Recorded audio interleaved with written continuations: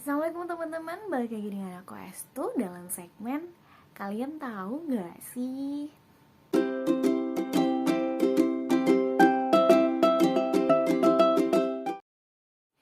Nah jadi teman-teman, akhir-akhir ini aku lagi sering banget dengerin podcast. Dan kali ini aku akan mengangkat salah satu part dari podcast yang aku tonton. Nanyanya tuh yang enggak aja tuh gak sih? Kayak apa? Kayak misalnya, kalau universe itu gede banget, kita cuma segelintir debu, ya ngapain perlu ada sih gitu, ribet amat gitu loh, ngapain pakai diadain, ya bener juga dong.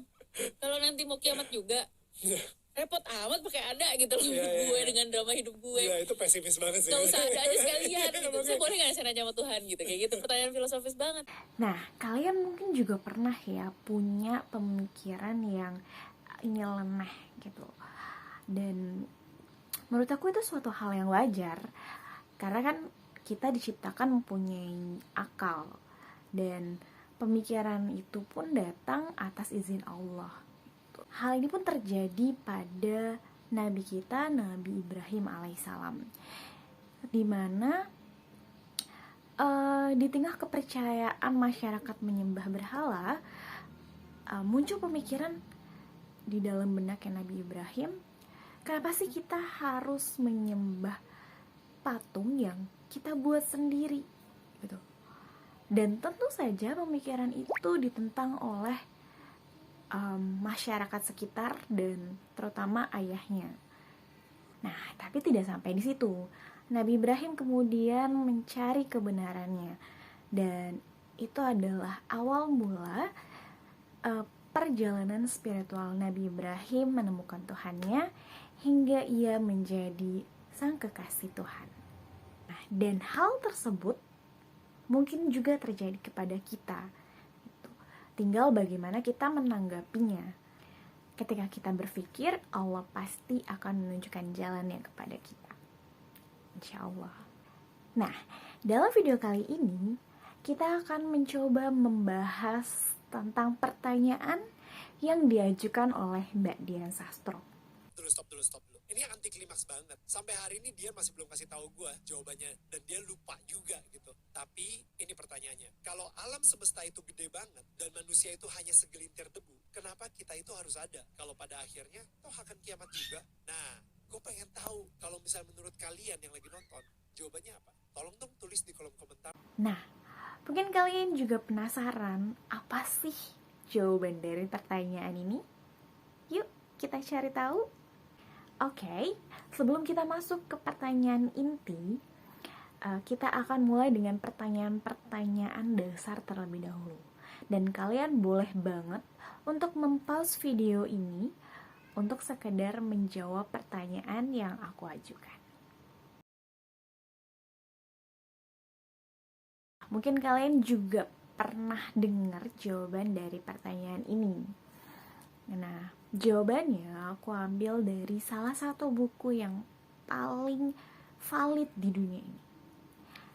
Tidak ada kebohongan, tidak ada konspirasi, hanya berisi kebenaran, yaitu Al-Quran.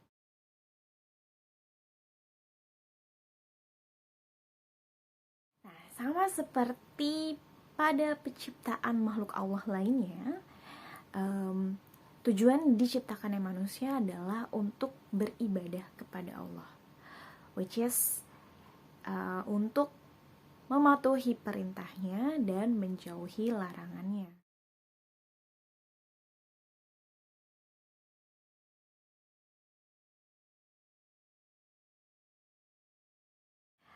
Oke, seperti yang kita tahu bahwa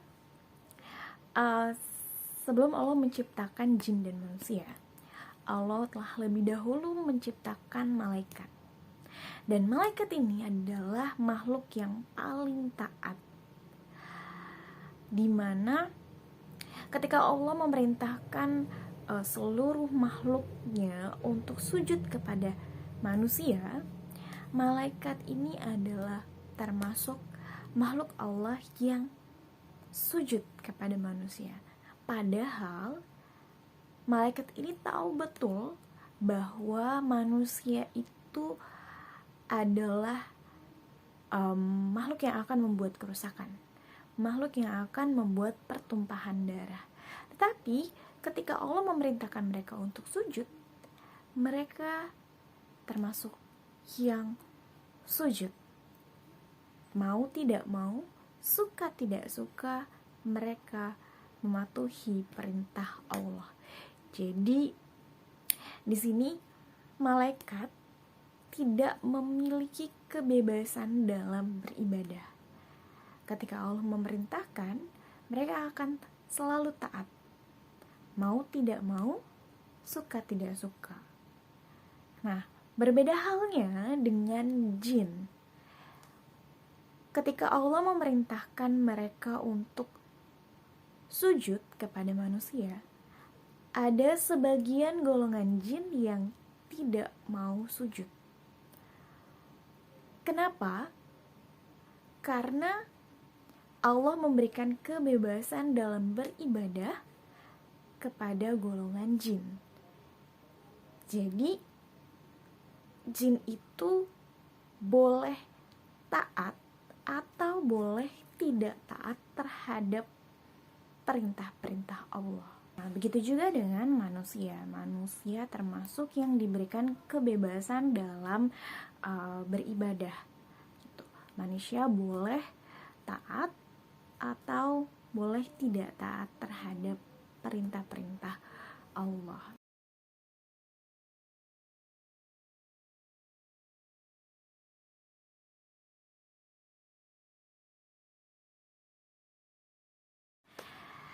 Nah, seperti yang tadi aku udah jelaskan bahwa manusia itu diberikan kebebasan dalam beribadah gitu. Jadi, taatnya manusia itu adalah karena dirinya sendiri. Mereka sendiri yang memilih untuk taat atau mereka sendiri yang memilih untuk tidak taat. Begitu juga dengan jin. Nah, itu yang membuat derajat jin dan manusia lebih tinggi daripada malaikat.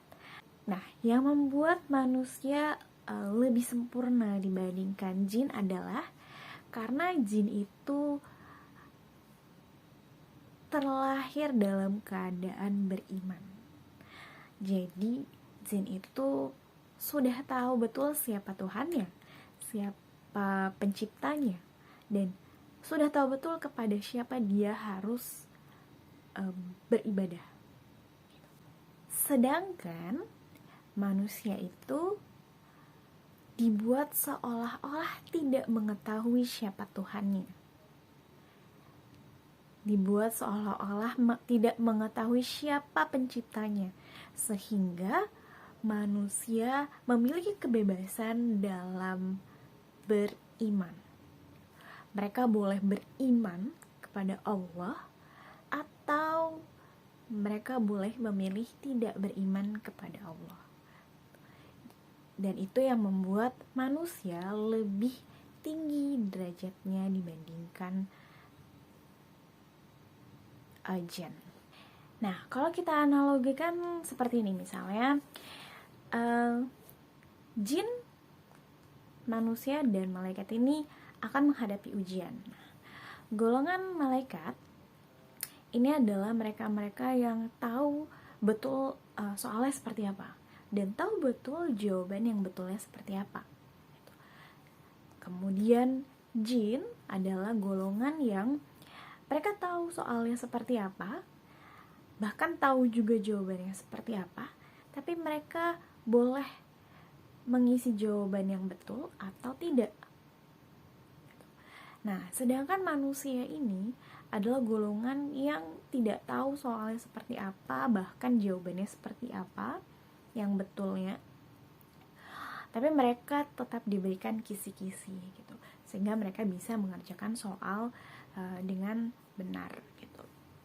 Nah, di antara ketiga golongan itu, ketika mereka lulus ujian, menurut kalian siapa yang paling hebat? Apakah malaikat yang mereka sudah tahu jawaban yang benar, mereka sudah tahu pertanyaannya, dan pasti grade mereka pasti 100, mereka semua pasti akan dapat 100? Ataukah jin? Mereka sudah tahu jawaban yang benar seperti apa, pertanyaannya seperti apa, passing grade mereka pasti 100. Tapi tidak semua bisa lolos, karena tergantung sama mereka mau jawab betul atau tidak. Tapi kalau mereka lolos pun ya karena memang mereka sudah tahu jawabannya seperti apa. Ataukah manusia yang mereka tidak tahu jawabannya seperti apa, pertanyaannya seperti apa, mereka hanya tahu kisi-kisinya saja, tapi mereka bisa lolos. Dan pasti nilainya nggak 100, karena mereka tidak tahu pertanyaannya seperti apa gitu. Bahkan jawaban yang betulnya seperti apa. Nah, itulah yang membuat manusia lebih sempurna dibandingkan makhluk Allah yang lain.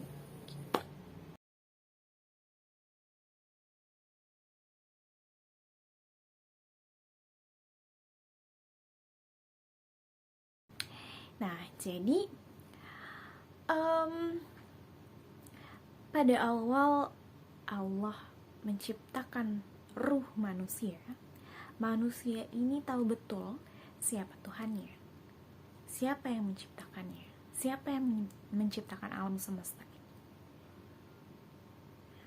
Jadi ketika kita diciptakan, kita tahu Tuhan kita siapa kita harus beribadah kepada siapa gitu. Namun kemudian ruh manusia ini ditiupkan ke dalam janin seorang ibu di dunia.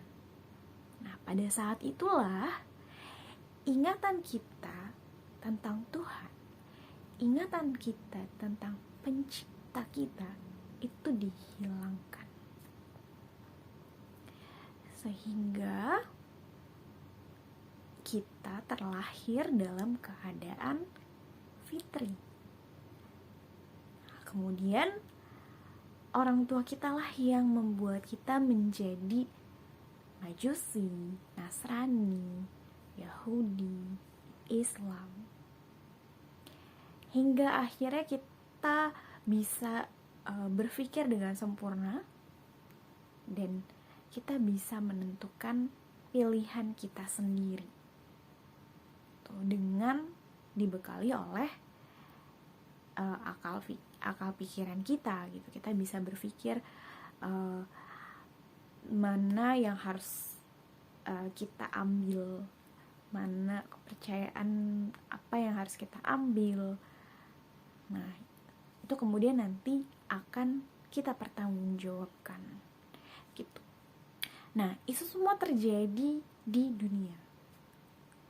Itulah mengapa Allah menciptakan alam semesta ini, alam semesta yang begitu besar ini, adalah untuk tempat kita hidup, di mana